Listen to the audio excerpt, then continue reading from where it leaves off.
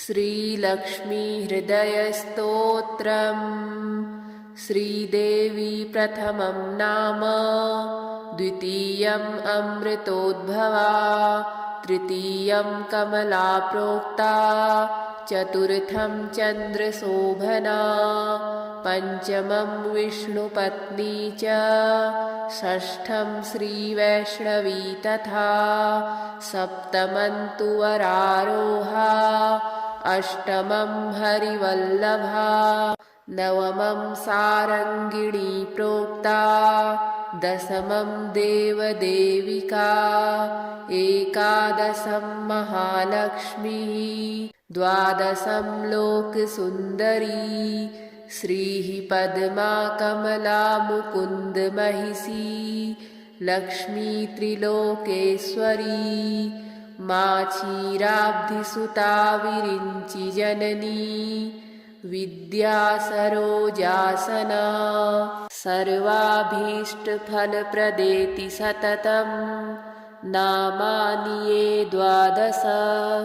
प्रातः शुद्धतरः पठन्त्यभिमतान् सर्वान् लभन्ते शुभान् भद्रलक्ष्मीस्तवं नित्यं पुण्यमेतच्छुभावहम् काले स्नात्वापि कावेर्यां जप श्रीवृक्षसन्निधौ इत्येतत् गोस्पतिप्रोक्तं लक्ष्मीहृदयमुत्तमं तौलौ स्नात्वा तु कावेर्यां जपेत् श्रीवृक्षसन्निधौ तौलौ संयोद्भवातीर्थे श्रीरङ्गे स्नानमाचरन् जपेत्तत्कमलास्तोत्रं सर्वान् कामान् वाप्नुयात् ये यथा मा प्रपद्यन्ते तास्तथैव भजाम्यहम् मम वर्तमानुवर्तन्ते मनुष्याः पार्थ सर्वशः तेषां सततयुक्तानां भजतां प्रीतिपूर्वकं ददामि बुद्धियोगं तं येन मामुपयान्ति ते तेषामेवानुकम्पार्थम् अहमज्ञानजं तमः नाशयाम्यात्मभावस्थः ज्ञानदीपेन भास्वता अस्येषाना त्वमसि जगतः संश्रयन्ती मुकुन्दं लक्ष्मीः पद्मा जलधितनया विष्णुपत्नीन्दिरेति यन्नामानि श्रुतिपरिपणान् येवमावर्तयन्तो नावर्तन्ते दुरितपवन प्रेरिते जन्मचक्रे श्रीदेवी प्रथमं नाम द्वितीयम् अमृतोद्भवा तृतीयं कमला प्रोक्ता चतुर्थं चन्द्रशोभना पंचमं विष्णुपत्नी च षष्ठं श्रीवैष्णवी तथा सप्तमं तु वरारोहा अष्टमं हरिवल्लभा नवमं सारङ्गिणी प्रोक्ता दशमं देवदेविका एकादशं महालक्ष्मीः द्वादशं लोकसुन्दरी श्रीः पद्मा कमला मुकुन्दमहिषी लक्ष्मी त्रिलोकेश्वरी क्षीराब्धिसुता विरिञ्चिजननी विद्या सरोजासना सर्वाभीष्टफलप्रदेति सततं नामानि ये द्वादश प्रातः शुद्धतरः पठन्त्यभिमतान् सर्वान् लभन्ते शुभान् भद्रलक्ष्मीस्तवं नित्यं पुण्यमेतच्छुभावहम् काले स्नात्वापि कावेर्यां जप श्रीवृक्षसन्निधौ इत्येतत् गोस्पतिप्रोक्तं लक्ष्मीहृदयमुत्तमं तौलौ स्नात्वा तु कावेर्यां जपेत् श्रीवृक्षसन्निधौ तौलौ सह्योद्भवातीर्थे श्रीरङ्गे स्नानमाचरन् जपेत् तत्कमलास्तोत्रं सर्वान् कामान् वाप्नुयात् ये यथा मा प्रपद्यन्ते तास्तथैव भजाम्यहम् मम वर्तमानुवर्तन्ते मनुष्याः पार्थ सर्वशः तेषां सततयुक्तानां भजतां प्रीतिपूर्वकं ददामि बुद्धियोगं तं येन मामुपयान्ति ते तेषामेवानुकम्पार्थम् अहमज्ञानजं तमः नाशयाम्यात्मभावस्थः ज्ञानदीपेन भास्वता अस्येषाना त्वमसि जगतः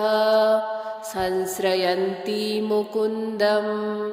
लक्ष्मीः पद्मा जलधितनया विष्णुपत्नीन्दिरेति यन्नामानि श्रुतिपरिपणान् येवमावर्तयन्तो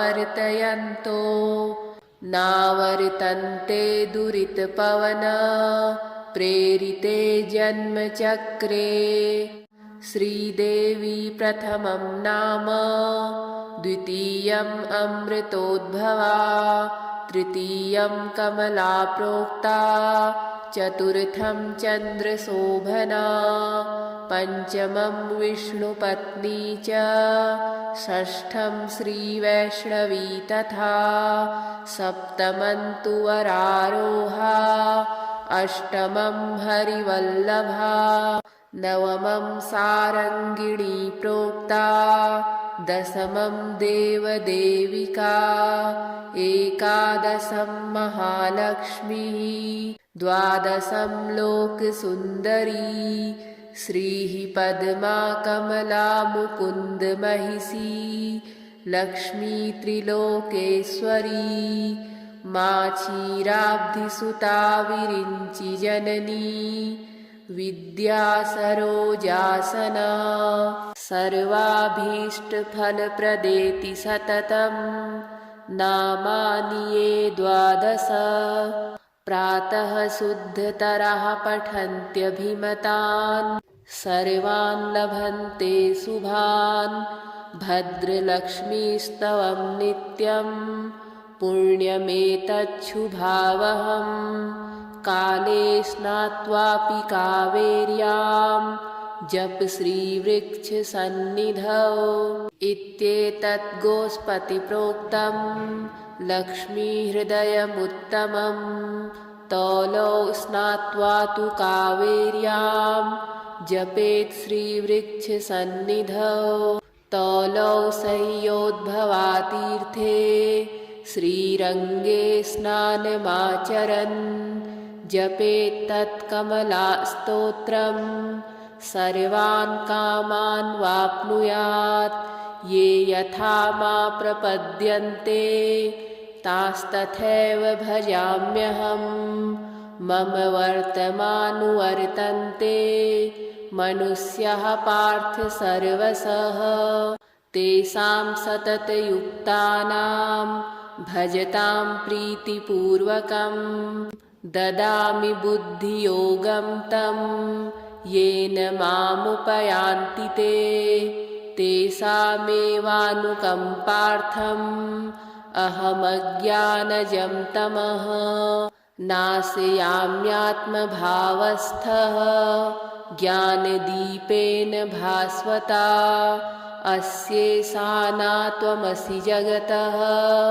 संश्रयन्ती मुकुन्दं लक्ष्मीः पद्मा जलधितनया विष्णुपत्नीन्दिरेति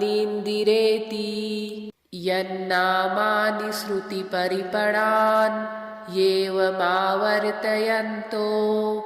नावर्तन्ते दुरितपवन प्रेरिते जन्मचक्रे श्रीदेवी प्रथमं नाम द्वितीयम् अमृतोद्भवा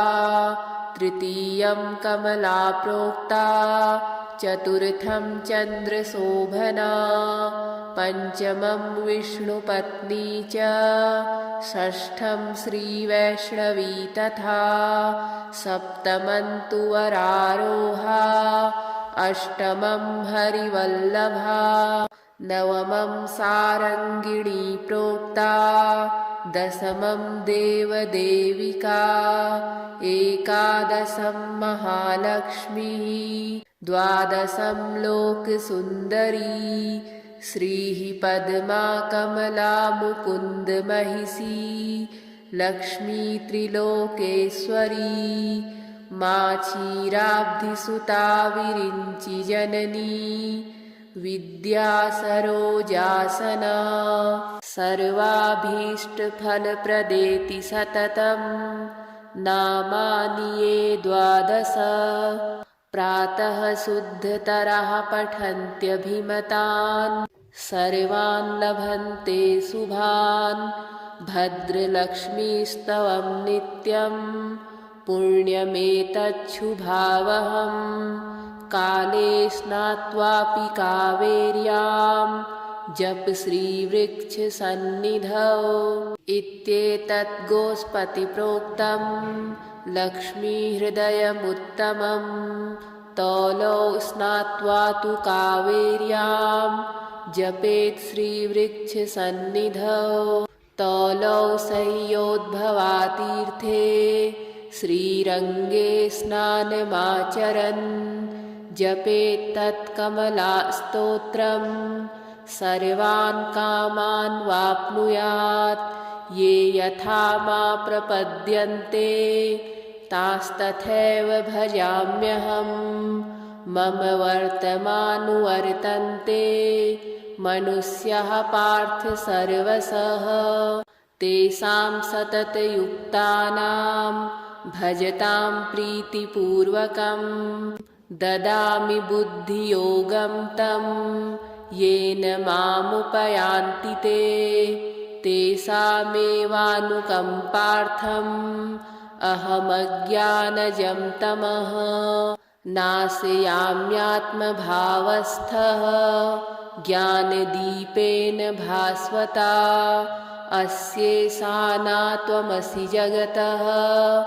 संश्रयन्ती मुकुन्दं लक्ष्मीः पद्मा जलधितनया विष्णुपत्नीन्दिरेति यन्नामानि श्रुतिपरिपणान् एवमावर्तयन्तो नावर्तन्ते दुरितपवन प्रेरिते जन्मचक्रे श्रीदेवी प्रथमं नाम द्वितीयम् अमृतोद्भवा तृतीयं कमला प्रोक्ता चतुर्थं चन्द्रशोभना पंचमं विष्णुपत्नी च षष्ठं श्रीवैष्णवी तथा सप्तमं तु वरारोहा अष्टमं हरिवल्लभा नवमं सारङ्गिणी प्रोक्ता दशमं देवदेविका एकादशं महालक्ष्मीः द्वादशं लोकसुन्दरी श्रीः पद्मा कमला मुकुन्द महिषी लक्ष्मी त्रिलोकेश्वरी माक्षीराब्धिसुता विरिञ्चि जननी विद्या सरोजासना सर्वाभीष्टफलप्रदेति सततं नामानि ये द्वादश प्रातः शुद्धतरः पठन्त्यभिमतान् सर्वान् लभन्ते शुभान् भद्रलक्ष्मीस्तवं नित्यं पुण्यमेतच्छुभावहम्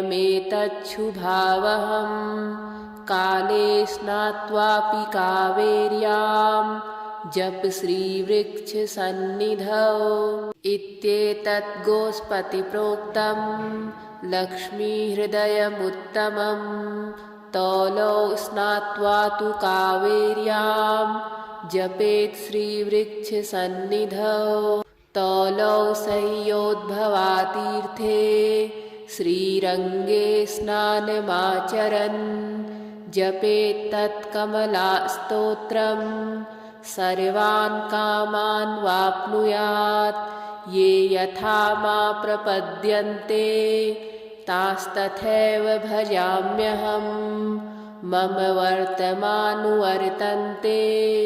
मनुष्याः पार्थ सर्वशः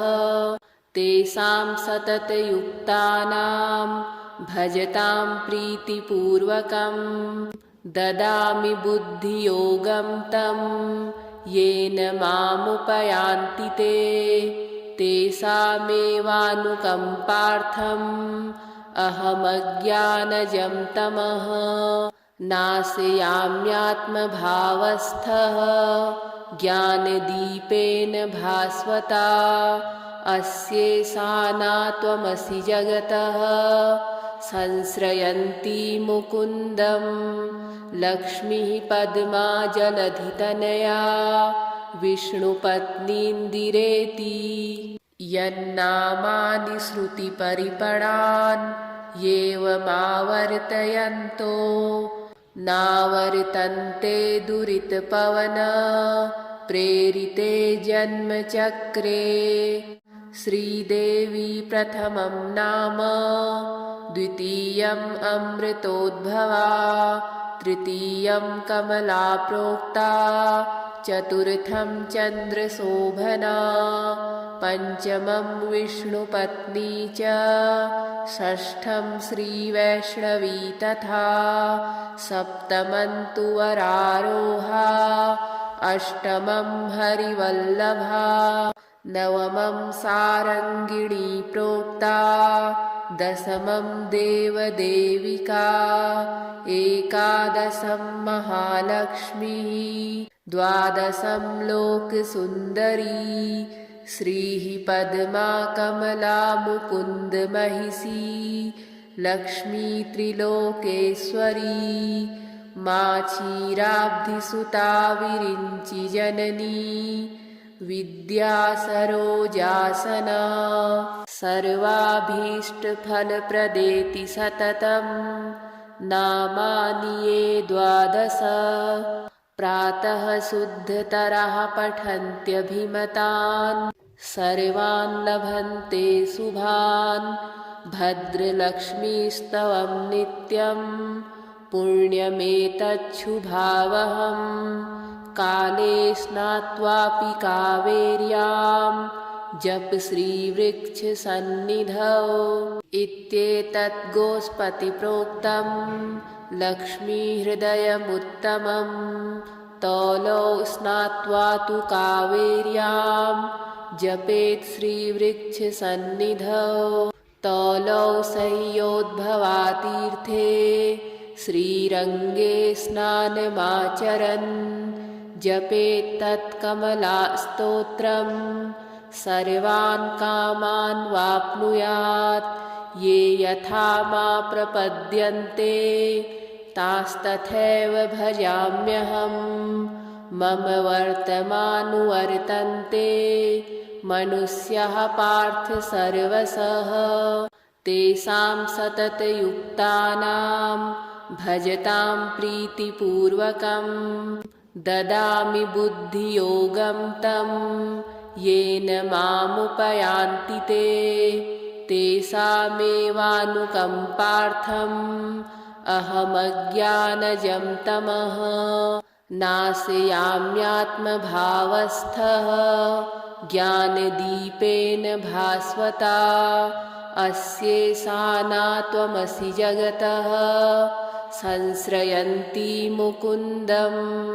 लक्ष्मीः पद्मा जलधितनया विष्णुपत्नीन्दिरेति यन्नामानि श्रुतिपरिपणान् एवमावर्तयन्तो नावर्तन्ते दुरितपवन प्रेरिते जन्मचक्रे श्रीदेवी प्रथमं नाम द्वितीयम् अमृतोद्भवा तृतीयं कमला प्रोक्ता चतुर्थं चन्द्रशोभना पञ्चमं विष्णुपत्नी च षष्ठं श्रीवैष्णवी तथा सप्तमं तु वरारोहा अष्टमं हरिवल्लभा नवमं सारङ्गिणी प्रोक्ता दशमं देवदेविका एकादशं महालक्ष्मीः द्वादशं लोकसुन्दरी श्रीः पद्मा कमला मुकुन्दमहिषी लक्ष्मी त्रिलोकेश्वरी माचीराब्धिसुता विरिञ्चिजननी विद्या सरोजासना सर्वाभीष्टफलप्रदेति सततं नामानि ये द्वादश प्रातः शुद्धतरः पठन्त्यभिमतान् सर्वान् लभन्ते शुभान् भद्रलक्ष्मीस्तवं नित्यं पुण्यमेतच्छुभावहम् काले स्नात्वापि कावेर्यां जप श्रीवृक्षसन्निधौ इत्येतत् गोस्पतिप्रोक्तं लक्ष्मीहृदयमुत्तमं तौलौ स्नात्वा तु कावेर्यां जपेत् श्रीवृक्षसन्निधौ तौलौ सह्योद्भवातीर्थे श्रीरङ्गे स्नानमाचरन् जपेत्तत्कमलास्तोत्रं सर्वान् कामान् वाप्नुयात् ये यथा मा प्रपद्यन्ते तास्तथैव भजाम्यहं मम वर्तमानुवर्तन्ते मनुष्याः पार्थ सर्वशः तेषां सततयुक्तानां भजतां प्रीतिपूर्वकं ददामि बुद्धियोगं तं येन मामुपयान्ति ते तेषामेवानुकम्पार्थम् अहमज्ञानजं तमः नाशयाम्यात्मभावस्थः ज्ञानदीपेन भास्वता अस्येषाना त्वमसि जगतः संश्रयन्ती मुकुन्दं लक्ष्मीः पद्मा जलधितनया विष्णुपत्नीन्दिरेति यन्नामानि श्रुतिपरिपणान् एवमावर्तयन्तो नावर्तन्ते दुरितपवन प्रेरिते जन्मचक्रे श्रीदेवी प्रथमं नाम द्वितीयम् अमृतोद्भवा तृतीयं कमला प्रोक्ता चतुर्थं चन्द्रशोभना पञ्चमं विष्णुपत्नी च षष्ठं श्रीवैष्णवी तथा सप्तमं तु वरारोहा अष्टमं हरिवल्लभा नवमं सारङ्गिणी प्रोक्ता दशमं देवदेविका एकादशं महालक्ष्मीः द्वादशं लोकसुन्दरी श्रीः पद्मा कमला मुकुन्दमहिषी लक्ष्मी त्रिलोकेश्वरी माचीराब्धिसुता विरिञ्चिजननी विद्या सरोजासना सर्वाभीष्टफलप्रदेति सततं नामानि ये द्वादश प्रातः शुद्धतरः पठन्त्यभिमतान् सर्वान् लभन्ते शुभान् भद्रलक्ष्मीस्तवं नित्यं पुण्यमेतच्छुभावहम् काले स्नात्वापि कावेर्यां जप श्रीवृक्षसन्निधौ इत्येतत् गोस्पतिप्रोक्तं लक्ष्मीहृदयमुत्तमं तौलौ स्नात्वा तु कावेर्यां जपेत् श्रीवृक्षसन्निधौ तौलौ संयोद्भवातीर्थे श्रीरङ्गे स्नानमाचरन् जपेत् तत्कमलास्तोत्रं सर्वान् कामान् वाप्नुयात् ये यथा मा प्रपद्यन्ते तास्तथैव भजाम्यहं मम वर्तमानुवर्तन्ते मनुष्याः पार्थ सर्वशः तेषां सततयुक्तानां भजतां प्रीतिपूर्वकं ददामि बुद्धियोगं तं येन मामुपयान्ति ते तेषामेवानुकम्पार्थम् अहमज्ञानजं तमः नाशयाम्यात्मभावस्थः ज्ञानदीपेन भास्वता अस्येषाना त्वमसि जगतः संश्रयन्ती मुकुन्दं लक्ष्मीः पद्मा जलधितनया विष्णुपत्नीन्दिरेति यन्नामानि श्रुतिपरिपणान् येवमावर्तयन्तो नावर्तन्ते दुरितपवन प्रेरिते जन्मचक्रे।